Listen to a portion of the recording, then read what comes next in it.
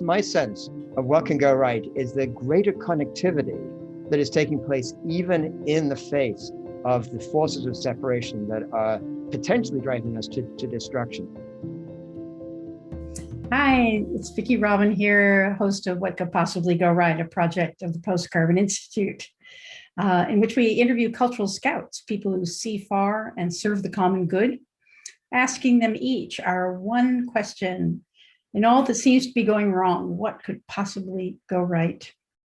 Today's guest is Jeremy Lent, who is an author and the founder of the nonprofit Liology Institute, dedicated to fostering a worldview that could enable humanity to thrive sustainably on this earth. The Liology Institute, which integrates systems science with ancient wisdom traditions, holds regular workshops and other events in the San Francisco Bay Area. In addition to the patterning instinct, Jeremy is the author of the novel Requiem of the Human Soul. His most recent book is Web of Meaning. Lent holds a BA in English Literature from Cambridge University and MBA from the University of Chicago. He's a delightful, caring, smart, and accessible human being. So enjoy this interview with Jeremy Lent. So, wow. Welcome, Jeremy Lent, to What Could Possibly Go Right, a project of the Post-Carbon Institute, in which we engage cultural scouts like you, people who see far and serve the common good. In short, one-question interviews. Now, I know you have a new book called The Web of Meaning, in which you pull together indigenous wisdom, Chinese philosophy, Greek thought, the Western story of progress, ecological knowledge, into one seamless web of meaning. It's just glorious. And other interviewers will prompt you to explain the exquisite pattern of your thought about our evolution to an ecological worldview and civilization. But our task today is a bit different. We are trying to see in the welter of issues from COVID to polarization to climate change, what is actually possible now that the cracks are appearing in the old neoliberal structures? What is emerging that we can cooperate with? Not what went wrong and why, not what should happen and may happen in the distant future if we do everything right. Our quest is to see what is happening now. And we rely on our cultural scouts to shine their headline lamps on the road ahead so we can see more clearly and act more courageously.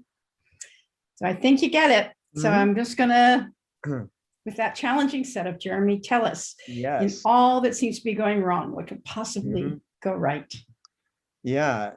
Well, when I looked at that wonderful question that you have as your thematic there, Vicki, there was a quote that popped into my mind, which is a quote I'm sure a number of listeners to this show also know. It's by Aldo Leopold.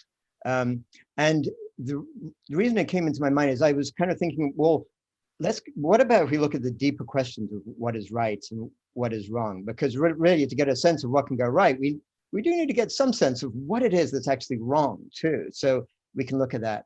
And so he gave that great quote where he said, a thing is right when it tends to preserve the integrity, stability, and beauty of the biotic community. It is wrong when it tends otherwise.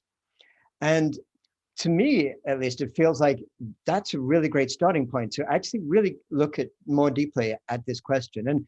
And even though I know you're not wanting to spend too much time on how did it all get to this place, I think that it is worthwhile, at least from my perspective, to get some sense of what it is that went wrong in order to really get a sense of where we can see what's actually going right now.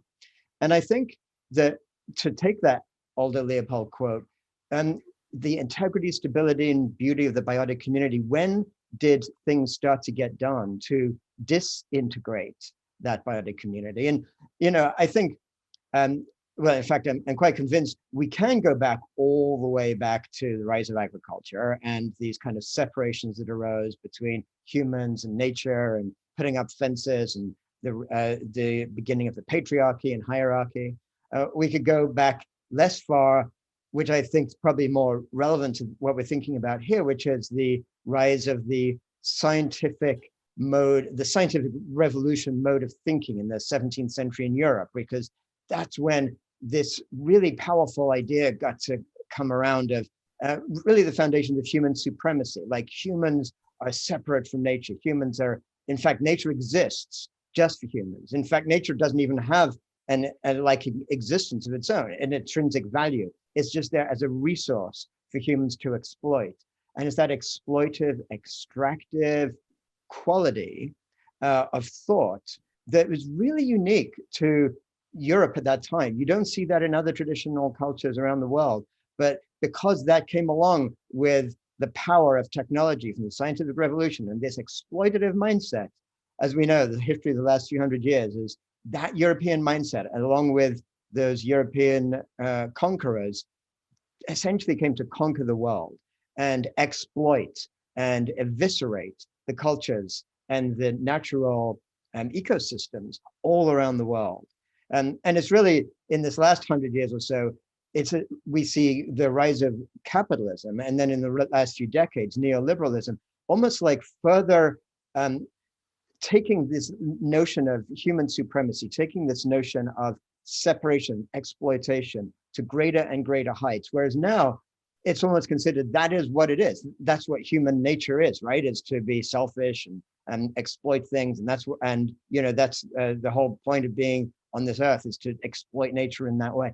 So having looked at that, I think that helps as a basis to then say what's going right. And I think in the face of all this devastation, we see amazing, powerful forces beginning to shift. And what we need to look at for that thematic that ties them together is, if those are all forces of separation I was describing, they're forces of connectivity. They're ways in which humans are beginning to learn about connecting, and how those connections are actually more important than what they've been told are the forces of separation. And we see those connections at different layers, kind of fractal layers, all around the world and all around our own consciousness. Like we see lots of awareness that, for example, that humans themselves are not split, that we are an integrated consciousness, that we're embodied. We see this recognition of the power of really a shared humanity. I actually think one of the most important developments that has happened in all of human history is one that has just occurred in the last 20 years, is the rise of the internet. And, it's easy to look cynically right now and say, right, and that got taken over by the same capitalist sort of multi-headed hydra powers. And now that's used to exploit people. And it's absolutely true, it is. But I think that is actually more of a temporary phase in the as of sort of almost like a growth spurt of something that is far greater, assuming our civilization actually does make it past this century and into centuries into the future, which is a big assumption. But if it does, I think the rise of the internet will be seen as a shift in human consciousness and human powers of connectivity, maybe even at least as great as the invention of writing, and maybe even as powerful as the invention of language, which sounds like, obviously, that's almost a defining characteristic of humanity. But the ways in which we can use technology to connect through the internet has massive, massive epic possibilities that we haven't even begun to even conceptualize, never mind actually experience right now as a potential. So I do see this possibility of this sense, and I think we see some of this, this kind of sense of where that extra connectivity is going already.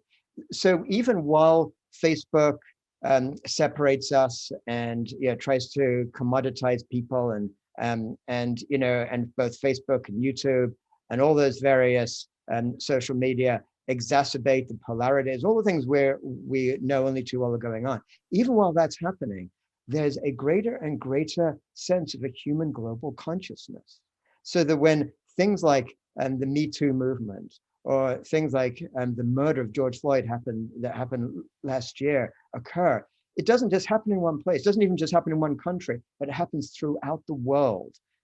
These shifts in consciousness can move so powerfully. When Greta Thunberg sits there, in front of the Swedish parliament for days on end, there's no way anybody could ever have conceived that within just a couple of years, there'd be millions of school children around the world joining a global climate strike, inspired by that one person. The transformation is incredibly fast, and it's a transformation of human connectivity, and perhaps just as important, connectivity between humans and the non-human world, the greater than human world all around us. I think there is a greater and greater recognition that we're not separate from nature, that we are nature. In words of this great poster I saw at COP21, we are not fighting for nature, we are nature defending itself, which I think really captures it. So that's my sense of what can go right, is the greater connectivity that is taking place even in the face of the forces of separation that are potentially driving us to destruction. And it does seem to me, there is a certain kind of Manichaean sort of thing going on, like which force is going to be the more powerful? Is it going to be this force of destruction of the living earth, destruction of even our total global civilization, with all the just horrendous like megadeaths that would be involved in that, like absolutely the worst case scenario? Is that going to happen, or are we going to be able to transform our culture more quickly than that undoing takes place, in order to shift away from a growth-oriented, wealth accumulating world to this vision of what I and others call an ecological civilization, a civilization that's actually founded on that connectivity, on the power of symbiosis between humans and non-human nature. Wow. Just the last thing you were talking about, it makes me think, and many people may not agree with me, but one of the benefits of the pandemic has been that you're sitting in your home, probably. I'm sitting in my home. Right. You know, we probably don't have pajama bottoms on, but we could.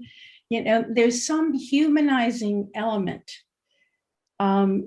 a relational element. You know, I used to say, I want on my tombstone, it's a relational world. That's my sense. It's not a billiard ball world. It's a relational world. It's sort of one, it's the universe, the one song. So I think we've had the ability to experience that, and even to experience our, you know, fangirl, you know, people in these most intimate situations. So there's a feeling of affinity among humans that's very human scale, even though it's global. I have a lot of friends talking about how cool it is to get on a screen and see 30 people who are from all over the world. I think that's another epiphenomenon of this new language, you know, something equal to language, or the, you know, the Gutenberg press. You know, this is something that allows humanity to actually experience that it's a centipede walking on 8 billion legs, you know, actually 16 billion legs. Right, exactly. So I think that's that, you know, is congruent with what you're saying. And the other thing I thought about, and I wonder what you think about this, is that you talked about human supremacy coming out of Western European thought, that has led to exploitation, et cetera. And, you know, those are real hot button issues, actually, because there's a large, you know, and actually solidifying section of the population, at least in the United States, that hears, you're making Western civilization wrong. You're rewriting our history. This was an empty country and we civilized it. You know, this was an empty land and, you know, very few things, you know, basically the rights movements are like elevating property to actually living beings. You know, women actually have rights, you know, Black people are not property, women are not chattel, you know, like it's so I just feel that grinding edge. And do you have a sense of that from your point of view of like, like, where are the elegant ways that the ecological worldview can like flow into those grinding joints? I just had a joint replacement, so I think about that. I'm just evoking something that I thought you might talk Yes, about. yeah, no, I think that is so true. And I think that part of what we're seeing in this incredible polarization, both in the US and elsewhere in the world, is people fearing that they're going to lose the privileges that they've had. But I think what the reason we're seeing such a just extreme response, like of this reaction to things, is really twofold, because I think people are feeling threatened in two fronts. First off, the rise of neoliberalism and this incredible increase in inequality throughout throughout the world, and most particularly in the United States. And this sense of this kind of doom and gloom of climate breakdown and all the rest of it is causing a lot of people to feel left out, to feel alienated, to feel, and they're told that it's their own fault if they've been left out, because of course one of the ethics of neoliberalism is this lie that it's it's your own freedom to make what you want, and so if you fail, there must be your fault. Where of course it's the exact opposite of that. The whole game is rigged against everyone other than the elites. But so people are feeling that sense of frustration, and then on the other side, there is this greater movement on the progressive front towards recognizing the rights of people who have been oppressed in prior generations, and continue to be oppressed, but like waking up to this sense that that's actually wrong. And so here are people like stuck in both sides. On the one hand, they feel like everything is going wrong. I've lost the little that I had before. And of course, the media doesn't tell them, oh, that's because you got these mega billionaires who basically stolen and all your wealth from you and continue to do so. What the media tells them is, yeah, it's those other people who are taking away, deflect people's attention towards the people on the other side who are actually taking those rights away. And of course, what people who study and are engaged in the issues of white supremacy show very clearly, for anyone who wakes up to these issues, that actually white supremacy doesn't just oppress the people who are not white as a result, but oppresses the white people who think that they're maintaining their privilege, but what they're having to do is stay engaged in this horrible, brutal, violent set of relationships. And so they have to always stay on the defensive and tight and worried about losing, rather than actually sharing a space with others where it's anything but, where it's not a zero-sum game. It's actually a positive sum game to actually share that. And human supremacy is the same thing. We sort of think that we need to exploit nature as much as possible, and the more nature hurts, the more we need to find technological ways to exploit it more. But actually, once we shift away from that, we recognize that to actually live symbiotically with nature, we all gain. It's not this thing of like, oh, we have to make sacrifices and we have to cut down our quality of lives, and if we want to survive, or if we want to fend off disaster. It's actually what we have to do is wake up to the fact that we're being turned into consumer zombies by this neoliberal culture, this capitalist culture.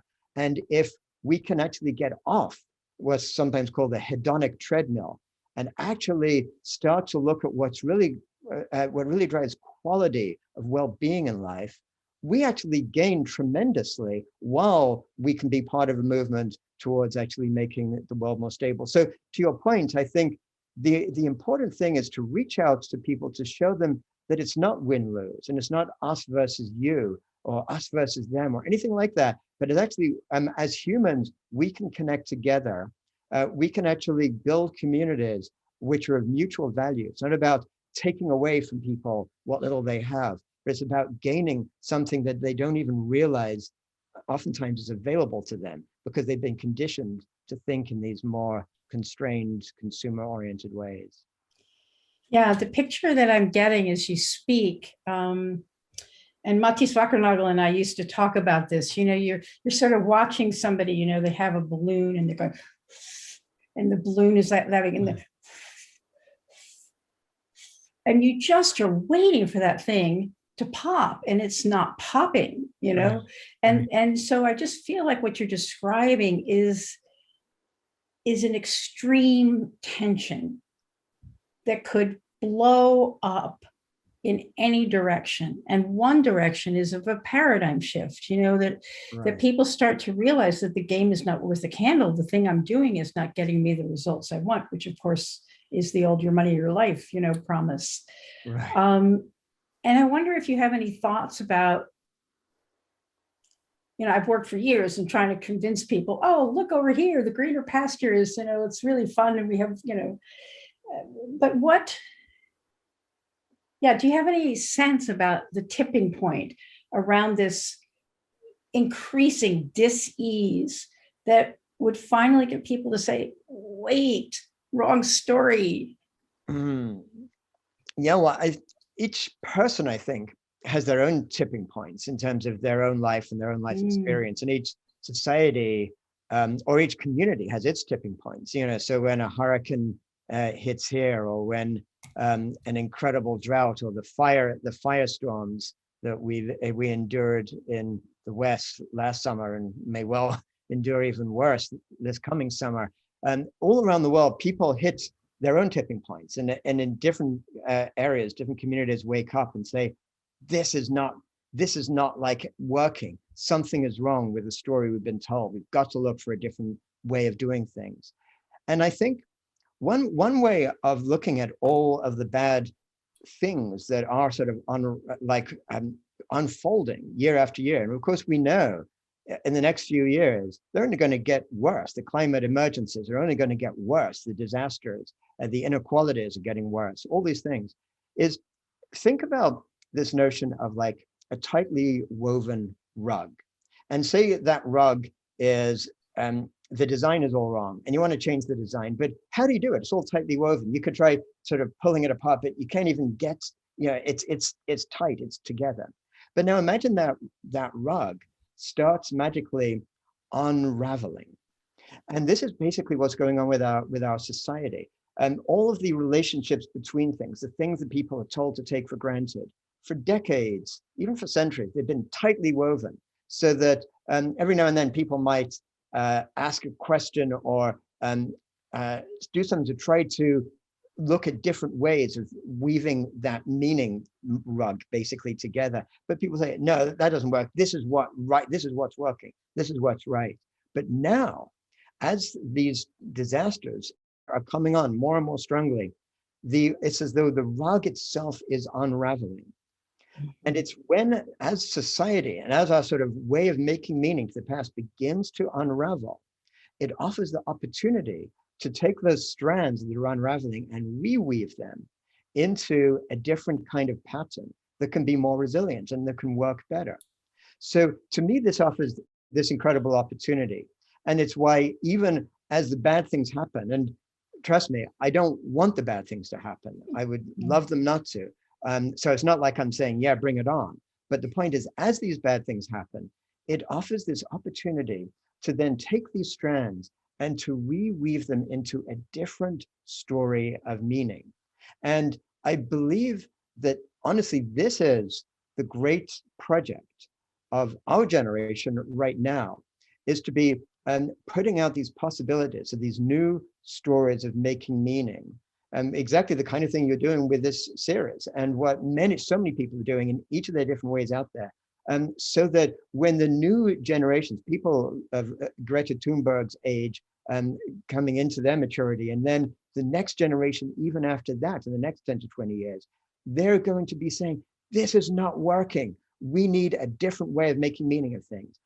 Our job is to give that generation a clear pathway to that meaning making, so they can just turn to these things and say, got it. This capitalist growth oriented economic model isn't working. Here's another model: donut economics, circular economy, sacred economics. This is working. This makes sense, and tie those pieces together so it makes sense. And then not just in economics, but in every aspect of our lives, in the spiritual aspect of our lives. Going, these separations don't make sense. I'm not a separate mind trying to get to enlightenment or reach God or whatever, separate from the body. I'm an integrated being, which means that like part of my awakening is being engaged in the world and being connected with the living earth and being part of that. And all these ideas, they're taking root, whether it's the sense of the rights of nature or recognizing ecocide as a crime, or all these different elements, or people working on interconnected law, like reimagining what law would be like in a civilization that actually worked for people being together for the living earth. So to me, it's a lot about doing this reweaving, even while the thing's unraveling. So it's as though there was this wonderful game. Perhaps you played it as a kid. I remember when I was a kid, Cat's Cradle, where you take this and you kind of hold it in a certain way, but it's the pattern is such a way that you just put together and you move your hands and it's a completely different pattern. And it's like, that's what our job is to do, is to kind of reweave those patterns of meaning within our civilization from the inside out, so that we don't have to like see everything collapse and try to rebuild from new in the smoldering ruins of these like little micro communities that happen to be left after everything fell apart, but to try to do it while things are falling apart, so that they don't totally collapse, but we can actually reweave this ecological civilization future in the middle of our civilization that's there right now. And there's a lot of that is through things like commons, like when we develop new technologies, new ideas, new approaches, not going to this for-profit entrepreneurial business model of, oh, let's get some investment. Maybe I can become a billionaire too. Or, of course, I want to do good, but it wouldn't be bad to get all that money too. But actually totally change the mindset to say, how can we share the funding of this as a group? How can we distribute the power of this? How can we make our decisions collectively so that everything is innately being done for the good of the whole, not for the good of some sort of heroic entrepreneur? Well, I just think that's so inspiring. I don't think I should say one more word on top of it. May it be so, and may we all be weavers, and may we just stand in the places where we're inspired to stand and call out to one another, words of encouragement and just, sort of practical faith that what you're talking about is actually what's going on. Not so far under the surface. Not so far under the surface. It's sort of like the emphasis is on a different syllable. It's just, so I really, really thank you for this. And thank you for playing the game I asked you to play, right. and using the loom, if we want to go with weaving, using the loom of your profound thought to actually weave something for us that we can actually see. Yeah. And thank you, Vicky, for this whole series. What a wonderful, inspiring gift to the world. Thank you. Hey, thanks for listening. Don't forget to subscribe and leave us a 5-star review so that this hopeful message can get out to more people. Check out Post Carbon Institute's Resilience website for show notes and for more guest information. Join us on Patreon and become a financial supporter of the show and for exclusive content and special online events. Thanks also to Cher Miller, Amy Burringrud, and Clara Winter of Post Carbon Institute, plus production assistant Michelle Wigg from frugalityandfreedom.com.